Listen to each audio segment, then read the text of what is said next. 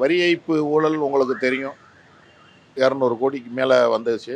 அதை நம்ம தான் அதிமுக தான் பிரதான எதிர்க்கட்சி. என் தலைமையில் மாமன்ற குழு சார்பாக நான் மாநகராட்சியில் பல்வேறு அழுத்தங்கள்லாம் கொடுத்து, பல்வேறு போராட்டம் வசனம்லாம் கொடுத்து, இங்கே தான் நம்ம பெத்தானியபுரத்தெல்லாம் பண்ணோம். அடுத்த நாள் பண்ண போகிறோம். நாளே அவர் சிஎம் கூப்பிட்டு மண்டல தலைவர்லையும் நிலைக்குழு தலைவர்களையும் ரிசைன் பண்ண வச்சார். ஆனாலும் நம்ம தொடர்ந்து அழுத்தம் கொடுத்தன அடிப்படையில் தான் மேயர் ராஜினாமா பண்ணாங்க. ஆனாலும் 2 தடவை மாமன்ற கூட்டம் நடக்கலை. 3வது மாமன்ற கூட்டம் நடக்கலைன்னா மாநகராட்சி கலைக்கப்படும். அதுதான் விதி. அப்போ இது 3வது இது. இனி 13 நாளில் நடத்துகிறாங்களா இல்லையான்னு தெரியல. இல்லை அவங்களுக்கு கூட்டணி கட்சியான இவரை வச்சு கூட பண்ணலான்னு சொல்லி பல தடவை நான் சொல்லிட்டேன். நடக்கலை. இப்போ இந்த அழுத்தத்துக்கு பிறகும் திமுக அரசு கண்டு கொள்ளுமா இல்லைன்றது எங்களுக்கு தெரியல.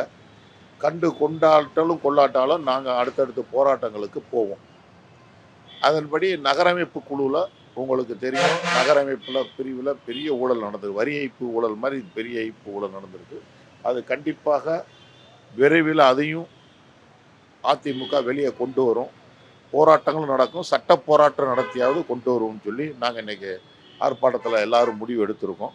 அது விரைவில் அடுத்த கட்ட போராட்டத்தையும் எங்கள் தலைமை அறிவிச்சுன்னு சொன்னால் நாங்கள் அதைக்கும் பயனடைச்சு எப்படியும் அடுத்து 2026 மதுரையில் 10 தொகுதி இருக்குன்னா அந்த 10 தொகுதி வென்றதுக்கான சூழ்நிலை வந்துடும்.